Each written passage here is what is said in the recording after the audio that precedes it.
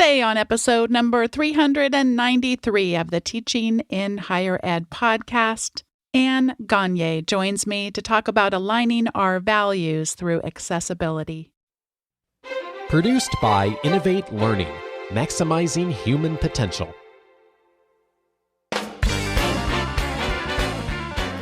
Welcome to this episode of Teaching in Higher Ed. I'm Bonnie Stachowiak, and this is the space where we explore the art and science of being more effective at facilitating learning. We also share ways to improve our productivity approaches so we can have more peace in our lives and be even more present for our students.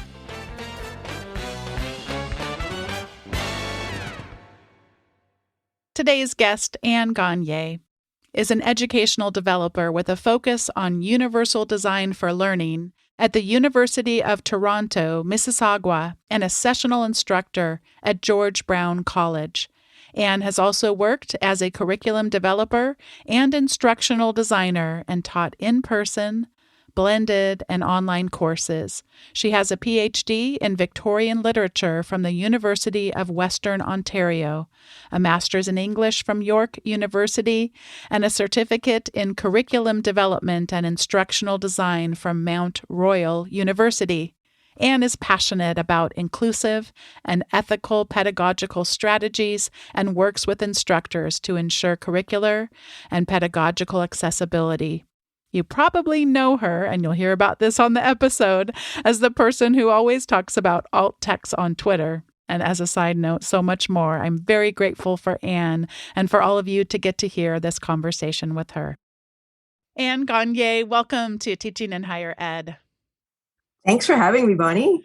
This has been a conversation a long time in coming. I'm so grateful to get to have this continuance of a conversation that's been really special to me, although has up until this moment taken place exclusively via social media. One of the treats you gifted me with about, 3 or 4 months ago is the pronunciation of your name.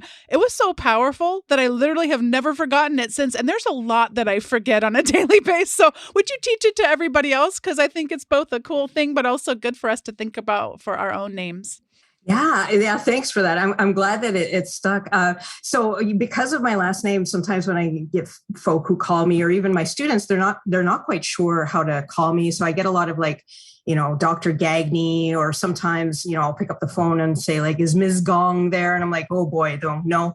So one semester early on in my teaching career, I was in the classroom and my students were asking me well, how do you pronounce your last name? And so I said, you know what? And I thought about it for a bit. And I turned on the board and I wrote down Gone and then hyphen Y-A-Y. So Gone, yay. And I said, this is how you say my last name. Hopefully not how you think about me after 14 weeks.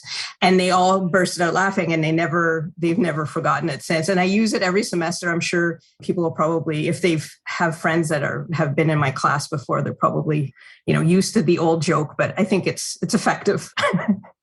My husband and partner, Dave, he has a similar thing for our last name, which I borrowed, is I'm standing in front of a stove, but I have to stutter a little bit, so stahove, and I'm cooking up 2 dishes. I'm cooking a capital letter E and a yak, which I always make the joke tastes just like chicken, which, is one of those hardy har jokes, but stahove yak.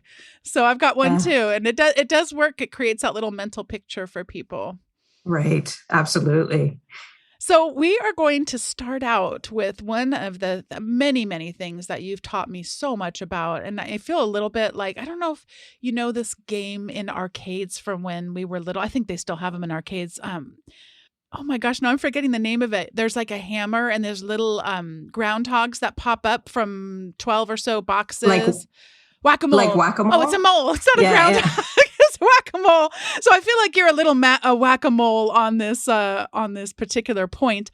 We're going to be talking about something that's called alt text. That is, we'll get into what that is and how people might use it. But I'm going to begin with a story about a starfish, and then we'll come back to alt text because I think there's some parallels here. So this is a story which many people have probably heard before. That's kind of brought up a lot in terms of when we want to make a difference. An old man walking along the beach came upon a child sifting through debris left by the night's tide. Every so often he would pick up a starfish and toss it back into the sea. The old man asked him, "What's the purpose of his efforts? The tide has washed the starfish onto the beach. They'll die unless I throw them back." The old man looked around. Miles of beach, or in your case, Anne, miles of tweets and tweets and tweets. There are more starfish than you can ever save. You cannot make a difference. The child bent down to pick up the the starfish, and sent it back into the ocean. And then he looked up at the old man, smiled, and replied, "I can make a difference to this one." Anne, you make a difference. Tell us what alt text is and why we should care about it. Oh, that's very kind of you to say, and following that story for sure. So I'm going to start by, and this might be something that you want to put maybe in the show notes. There's a really great Twitter thread by Connor Scott Gardner, and Connor does a lot of work on advocacy and alt text. And in that Twitter thread, Connor did a really great job of sort of emphasizing why alt texts are important to blind folk who are navigating Twitter. And so alt text, simply put, is where you describe the image that you're tweeting out, right? So a lot of us tweet out images like, maybe even selfies, infographics, little cards that we create in Canva to promo our events that are happening on campus. And, folk usually just attach these to Twitter, and then they send them out into the Twitterverse without an alt text.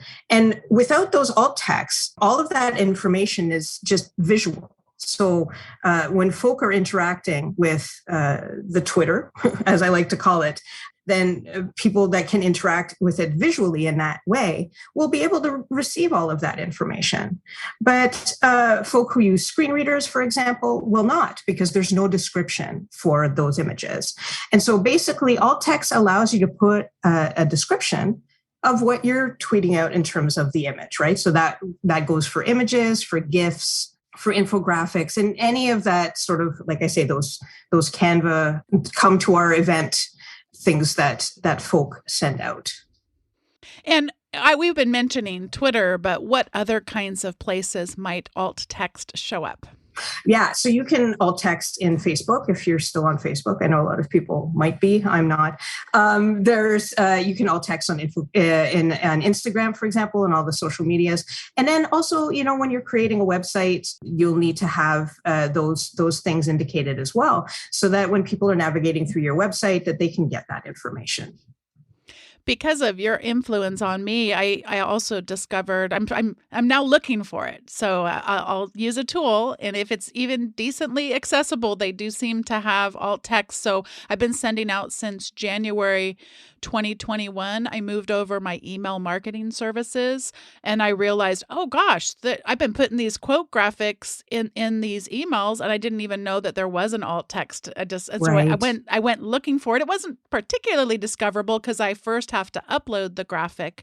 Then I have to go back and click on it. But not only did I discover there that I could add the alt text, which is now very important to me, but also there was another neat thing where on the email, then people could click on the quote graphic and it would take them to the episode. So when we're exploring, I don't know if is it called metadata? Is alt text included under the universe of metadata? Yeah, it could be. And that's a really interesting topic that you bring up, because, there are definitely really, I would dare say, heated conversations about the role of alt text, right? So on a base level, in terms of like a foundational level, the alt text is there to help increase information to the most amount of focus possible. But then there are a lot of people, especially in this marketing field, where they see alt text as just another place to kind of like increase their SEO, And so if they have that information there, then, it'll allow for more clicks and so on. Right. And so, this kind of gets to the ethics of alt text, right? Like, why are you alt texting? Are you alt texting because you want more clicks? Or are you alt texting because it's just, generally like good information to the most, to have, right? Yeah, I was thinking about I first started doing transcripts for the podcast for ethical reasons. I want to be clear too, also for practical reasons. There were people who were saying that they can't even share it with their faculty unless it has that. I wasn't clear on it. A lot of podcasts back then didn't have. I mean, I've really seen tremendous changes. Many more now have them. Yeah. But and this is all funded out of my own pocket. So the most really cool thing that happened was I sent out an email to a listserv that I belong to, because if I was going to spend the money out of our personal bank accounts, I just wanted to make sure that it was actually going to meet the needs. So I just said to faculty developers, hey, if we were to do this, this is the kind of thing that we're thinking about. There would be plain text on the website, but then also a PDF people could download, et cetera, et cetera. Is this kind of what would meet the needs or whatever? And I said, before we spend the money. And the literal first email I got back, I'll never forget it, was from James Lang, right, offering that the book series from West Virginia University Press, they would sponsor it. This is how much it'll cost you. We'll just pay for that. And so the first, I don't know, first 200 or so transcripts, if you look at the little bottom, they're sponsored by them. And then now there's an organization that continues to sponsor them now, so that we don't have to be out of pocket anymore, but we can still have that as a resource. So sorry for that little tangent, but I started out with the ethics of it. Mm-hmm. But then even just from a personal thing, being able to search and as your own little knowledge base is really powerful for me too. And if PDFs are accessible and then they can be searchable through many of our technologies, both on our local computers as well as on cloud services, et cetera. So yeah, there's a lot of good stuff there. Yeah. And I mean, even the pedagogical aspect of that too, right? Because more and more folk are using multimodal assignments. And so if a podcast is a possible resource that the students will be using in their courses, then having that transcript just makes it a lot easier if they're writing an essay or, creating a report of any sort, then they can easily bring in that information, right? Yeah. Let's go back a little bit to Twitter, because I have learned so much from you. It is not super apparent that how this whole thing works, as in how would someone even know that something had alt text? And if they knew that something had alt text, how would they see that alt text? Right. So you are absolutely correct on that. And I think that's part of the, I guess, the issue, right? Is that it depends on what you're using, right? So people have different phones and people have different browsers. And in some instances, if you're on a desktop, depending on the browser you're using, if there's an alt text, sometimes you'll get a little black box at the bottom that says alt that indicates that. But when you're on mobile, sometimes, at least for me, for iOS, there's no real way of knowing if the alt text is actually there. So what I end up doing, I have two or three strategies for this. So what I end up doing is either I use the accessibility features on my iPhone to do a voiceover. So I go voice over the image to hear if there's an alt text there. Or if I can't at that point, what I will do is there's an alt text bot, and there are many of them, and there's one that I use. And if you send it to the tweet, then what the alt text bot will do is that it'll read out the alt text that's there and send it out as a separate tweet. Or if there is not, then it will return a no alt text with a sad face. So more often than not, I get the no alt text as a sad face. And then if I'm on a desktop, I just use the inspect function. And sometimes I can see if there's the image alt text on there. But you're absolutely correct that there's different ways to go about this, and none of them are very intuitive. And what should we be thinking about? We've been talking about it as the creator or the poster of whatever it is. So if I'm going to post, I mentioned the quote graphics, then I should include alt text in whatever medium it is I'm using. What about, though, just as someone who's sharing other people's content? What should we be thinking about there? So, I mean, people have different ideas on this. I'll share what my philosophy is, which is that, you want a model, right? So you'll notice that if you go on my Twitter, I never share anything that doesn't already have an alt text, because I don't want to perpetuate that information inequity, right? If it's something that I feel that folk really need to know, like, so sometimes early on in the pandemic, there was some like COVID information that was really important without alt text. I will write the alt text and send it out and say, there's no alt text on this image. This is what it says. But I really don't share content that doesn't have an alt text, just like I wouldn't share like a video without a caption, because I don't want to perpetuate that. Now, people have different, frameworks for that, right? Like some folk will do it and then write the alt text for the person. And that's one way that you can certainly go about that. But my philosophy is that, and I'm not sure exactly. I mean, I do know, like, I do this because I just want to model well, right? Like, I want to show that, if you're putting content out there, I don't want to share with my like 2,000 some odd folk because I want it to be accessible to all 2,000 some odd folk, right?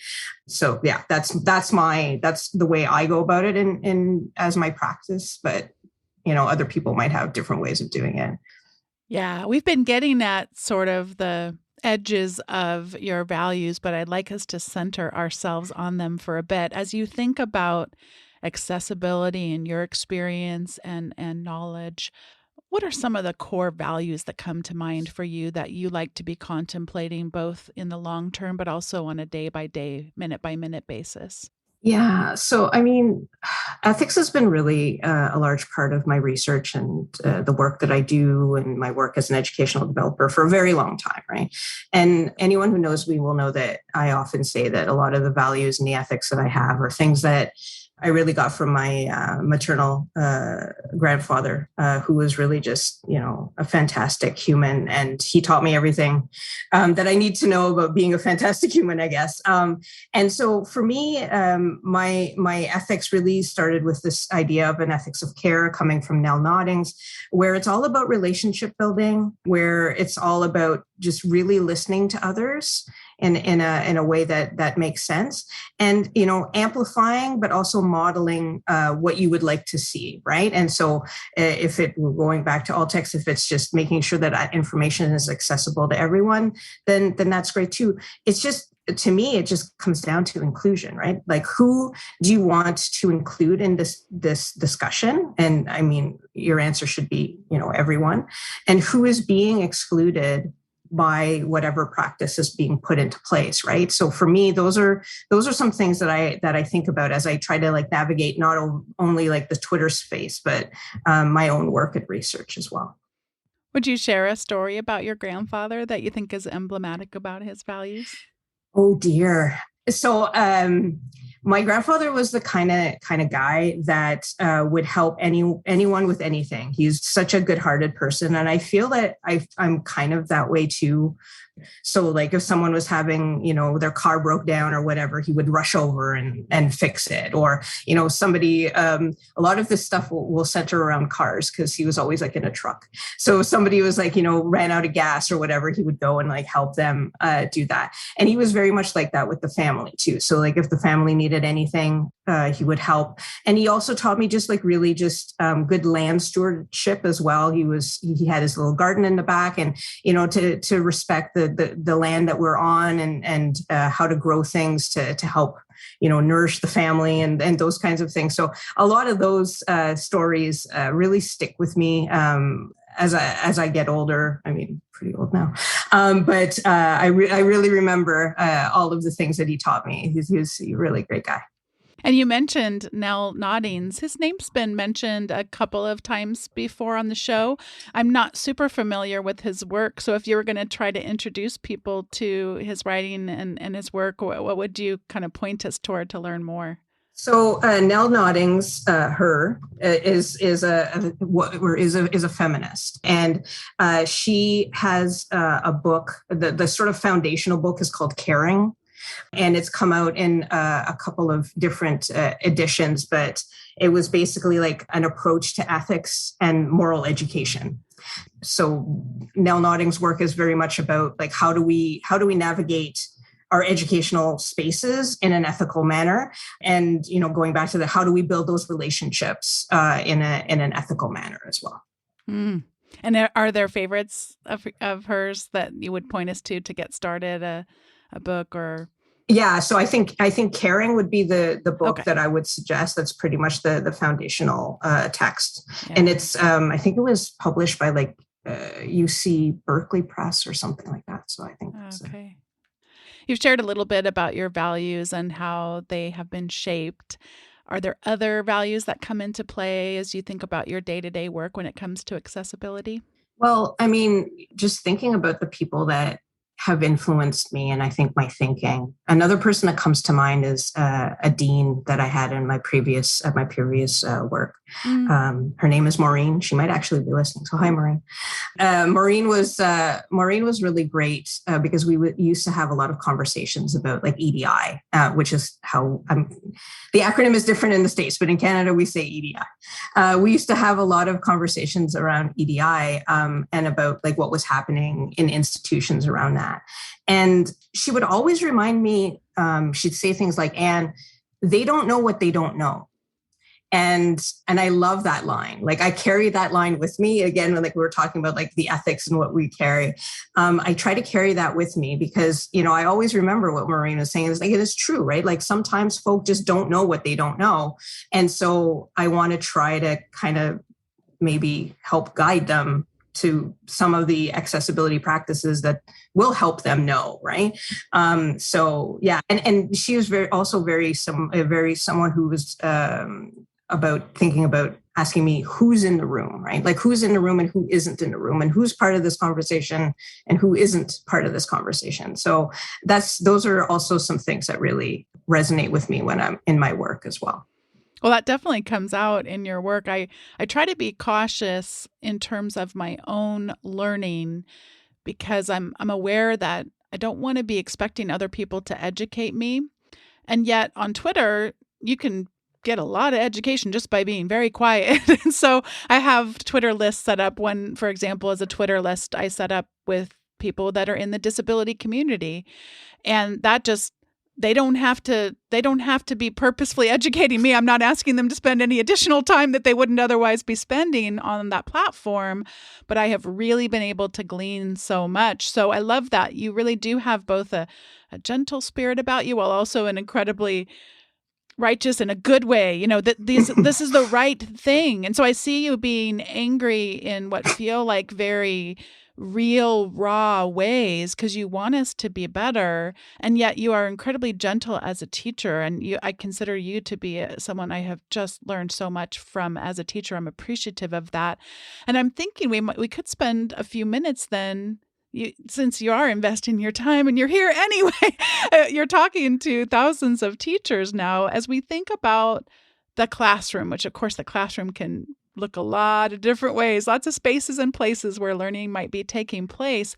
What are some of the key areas where you would like us to do better when it comes to accessibility? Where should we, if we were going to do a self-audit and we only got to audit a few things, what would be some of the low-hanging fruit where you just assume that we don't know what we don't know? Right. Thanks for that question. So in my role, I was hired to kind of help support universal design for learning. So I have a lot of conversations with faculty around that. And the really great thing about universal design for learning is that it intersects well with some accessibility practices. And also the good thing about, thinking about those accessibility practices is, that also intersects well with, the ideas of trauma aware and trauma informed. And I know you had Karen Costa on not so long ago and who does really great work in that field. So for me, one of the things that I would think about, there are a few things, right? So choice models, right? So accessibility is, how are you building in choice models in your assessment strategies and in your activities, right? Are all of the activities and all of the assessments premised on a single thing? Like, are they all text-based? Do they all assume that folk will be able to participate immediately in a conversation for 5 minutes sustained without, any prompt or practice or whatever, because that's certainly not doable for a lot of people, right? So choice models is one thing. And then, that goes into modality as well, right? So how are the students, showing that learning, right? And demonstrating that learning. And are you open to different ways that learning is being shown, right? So can they submit a podcast because they feel much more comfortable talking to, a camera for 20 minutes than writing an essay, but both of those things will hit the same learning outcomes, right?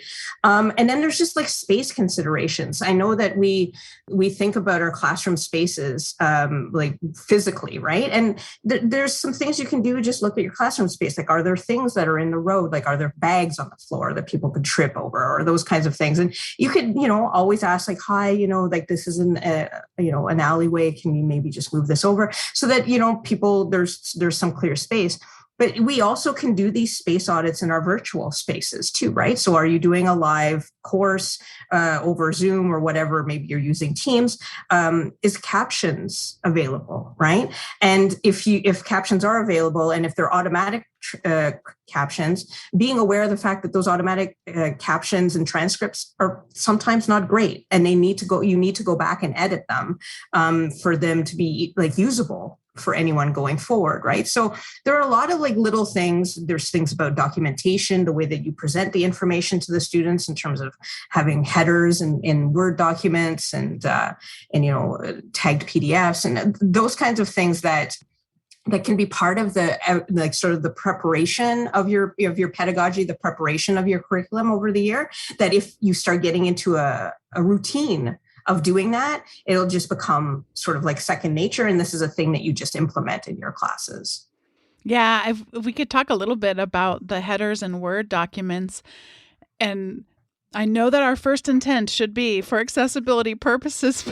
So if you could talk more about that, but also the side benefits. If we go and we use headers and subheads, et cetera, there are some side benefits that make it, to me, worth the time, even if we didn't care about accessibility. Would you talk a little bit more about that?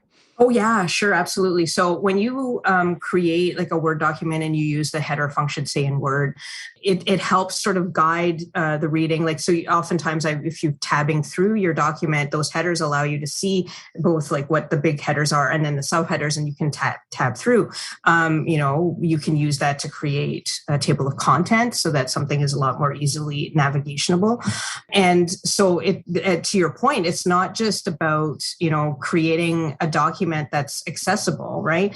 It's about like creating a document that's accessible, but it's also creating information that's easily a bit easier to navigate, right? And it will get you to the information as quick as possible.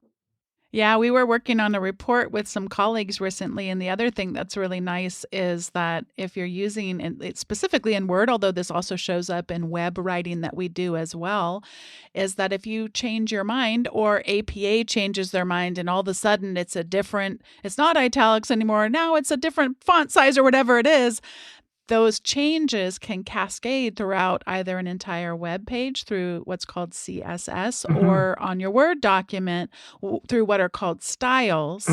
And once people kind of get that, so now it's good for everybody. And then we can carry that forward across to save us time. And you could redesign an entire website, for example, and say, now this is going to change the size or whatever across all your Word documents, change some of the styles that get applied. So there's a lot of really good things to dig in there. Would you speak similarly about PDFs, some things that people may not realize about accessibility as it relates to PDFs specifically? So PDFs have a little bit of like a mixed review, right? So some folk like PDFs because you can use like, Adobe VoiceOver and go through, the document if it's been formatted properly. So if you format from a Word to a PDF using like save as and make sure that everything is selected, and you end up with a PDF that you can go through, like I said, with that Adobe VoiceOver. Some folk like it, but again, like with anything, right? Like with anything, when we have conversations about accessibility, when we have conversations about disability, one is not always the size for all, right? So there are some real sort of like accessibility issues with PDFs with some folk. Some of them come from the fact that like if I have a low bandwidth, a PDF is a lot larger than a Word document. And so if I am like accessing my course from the Wi-Fi at a fast food restaurant, it's going to be a lot easier for me to get that information on a Word document than it would be on a PDF. So that's the one. But then just from like an accessibility point of view, EPUBs are becoming more and more common, and also are becoming like sort of like the more accessible option for folk. And you'll notice that there's a lot of books, for example, and even articles when you look at academic articles that are both in PDF and in EPUB. And so this kind of goes back to that choice, right? Like for some people, this is going to work really well. And for other people, this other option will work really well. And so we really need to get into the sort of mindset of like, this is a thing that we can do, yes, but that doesn't necessarily mean that this particular thing is going to work for everyone. We need to be open to the fact that this might not work for someone, and we need to support that. I know one of the tensions out there, and I'd love to hear you reflect a little bit on, is if we do have our values aligned, we do want to do this stuff right, but it can really feel overwhelming, especially for people who don't have a lot of confidence around their technological skills, which they perceive as really being intertwined with this stuff. And I find that sometimes then gets translates to, well, it's just too hard, so I'm just not going to do it. And you spoke to that earlier as far as just setting up habits.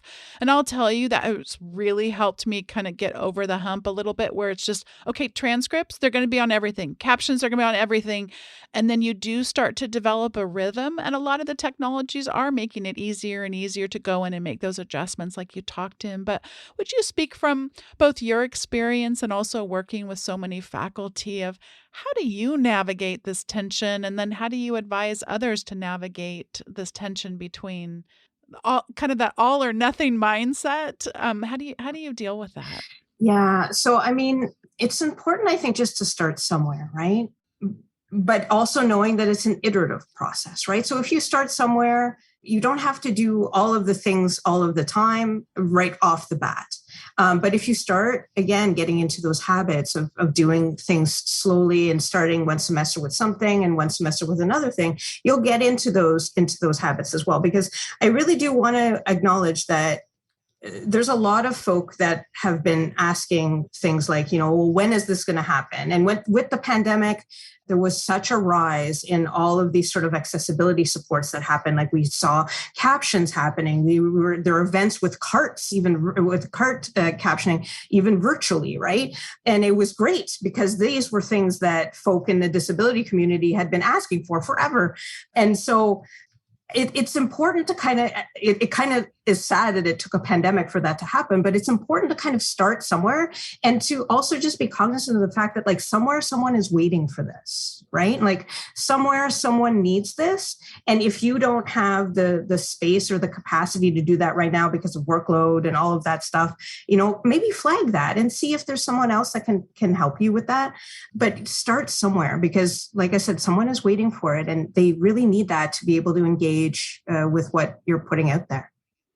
This is actually a good time to transition into the recommendations segment because I have something that I'd like to extend in terms of starting somewhere.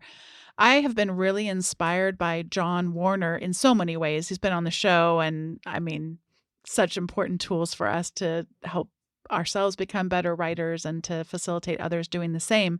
He has a wonderful newsletter, which I have recommended in the past, where you can send in the 5 most recent books that you've read, and then he'll write back on his Substack what he thinks would be good places for you to start next. I haven't ever written him the most 5 recent I've done, but I have so much fun lurking on his suggestions for other people. But one of the things that he's done through that is he's set up a bookstore, an affiliate relationship on bookshop.org. So all of the books that he's recommending, as well as he's got other lists up there of his favorite reads for different years and things like that. And for a while now, by the way, bookshop.org is a way that we can support independent bookstores, either as a whole, or we could go in and specifically identify this, for example, this Black-owned bookstore that is near me, I would like to support or what have you. And I've had this on what the Getting Things Done methodology calls the someday maybe list. It's been on the someday maybe list. And I just haven't moved forward on it. And you were mentioning about starting somewhere. And I kind of did a little bit of that. I've had a really busy week and I didn't. sometimes I think it's okay to allow ourselves to procrastinate with something fun like this. I'd been sitting on it for so long because it felt so big. And then I thought, well, how long would it take just to set up an account? Not that long. So I did it. And then once I was in there, I was like, oh, okay, well, I could set up my little affiliate thing. And then I realized I had to get it approved. So then now there's a teaching in higher ed affiliate thing, which, by the way, I'm not recommending today because I have some work to do. I'm trying to start small and start somewhere, but I just started playing with it and all of that. So what I am recommending today is that people go over and visit John Warner's account on bookshop.org. And hopefully I've got some of you curious that, I might have something for books that are recommended on this podcast. But it does really come back to what you said of just starting somewhere. And sometimes starting somewhere means from this point forward. Correct. So if you haven't been doing captions and that's something that you ought to be doing, commit. From this day forward, I am going to have captions on all of my videos. Then when you get that rhythm going, then we can go back. By the time you go back, a lot of times probably need to re-record that video anyway. It's probably been a while. Right. So I just wanted to echo what you said in general about starting somewhere in lots of different ways. Speaking of which, by the way, my intent on doing this is to support bookstores that are local or bookstores that are specifically Black owned or that represent my values better than some of the larger bookstores right. that I have linked to in the past. I am not going to go back. I have close to 400 episodes. I'm not going to go back to every single one of those pages right now and redo all of those links, but I'm excited about the possibility for from this point forward doing something, and this I feel really good about. So I just wanted to echo that recommendation, and I have a couple other things I'll share just really quick as far as recommendations go for the episode.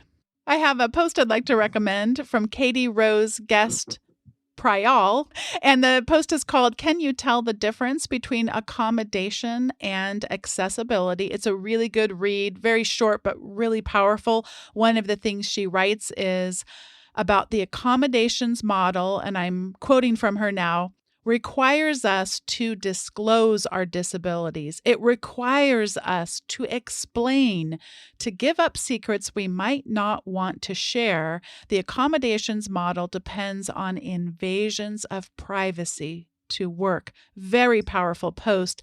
And closely related to that, there is a Twitter thread that I'd like people to go read from Dr. Kate S. Kirby.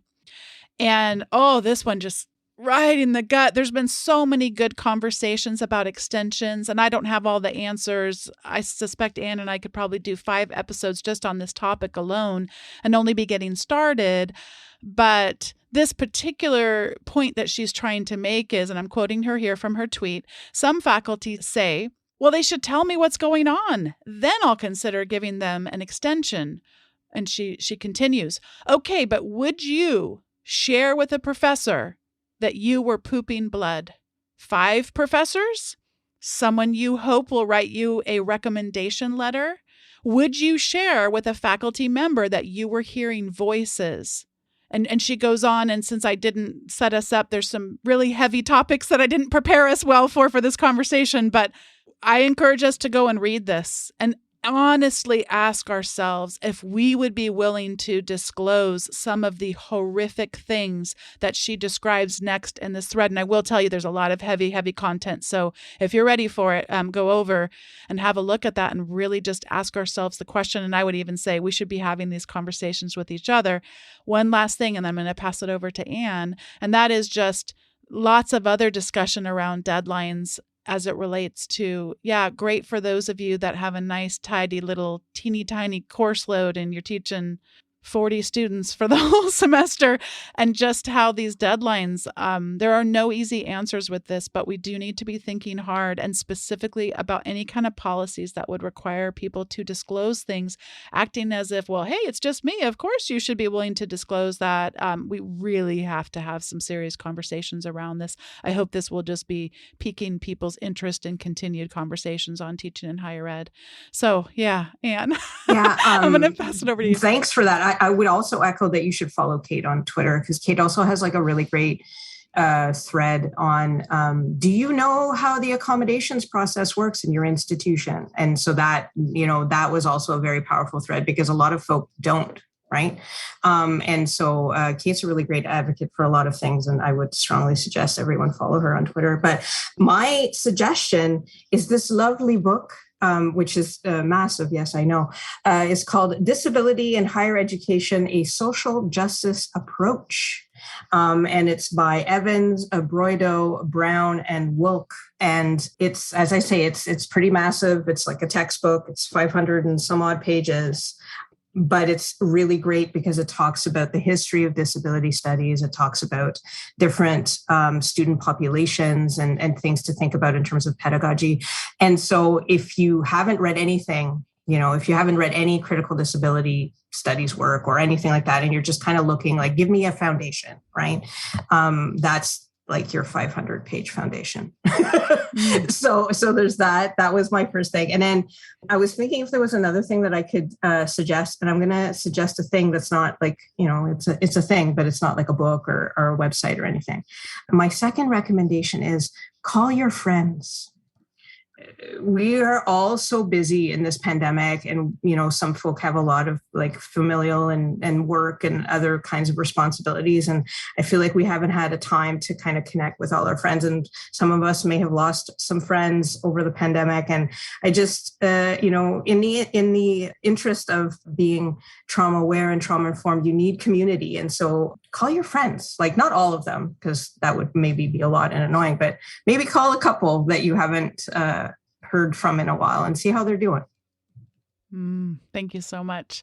And Gagnè, I've been delighted to get to have this conversation with you today. And I want us to continue it both on Twitter, where we get to mostly connect, but also have you back because I feel like we're just getting started. Thank you so much for both what you do for me and so many others there, and also now contributing to this community. Thank you, Bonnie. And Gagnè, thank you once again for being a guest on today's episode of Teaching in Higher Ed. The show notes are over at teachinginhighered.com/393. You can also subscribe to the weekly update for Teaching in Higher Ed over at teachinginhighered.com/subscribe. And once you do that, then you'll be signed up for the weekly email that comes out with the most recent episodes, show notes, and recommendations, and some bonus recommendations that don't show up in the episodes, and also quotable words. And I hope you'll go over to teachinginhighered.com/subscribe and be on that weekly update. Thank you so much for being a part of the Teaching in Higher Ed community. Thank you, Anne Gagnè, once again for encouraging us to start somewhere. See everybody next time.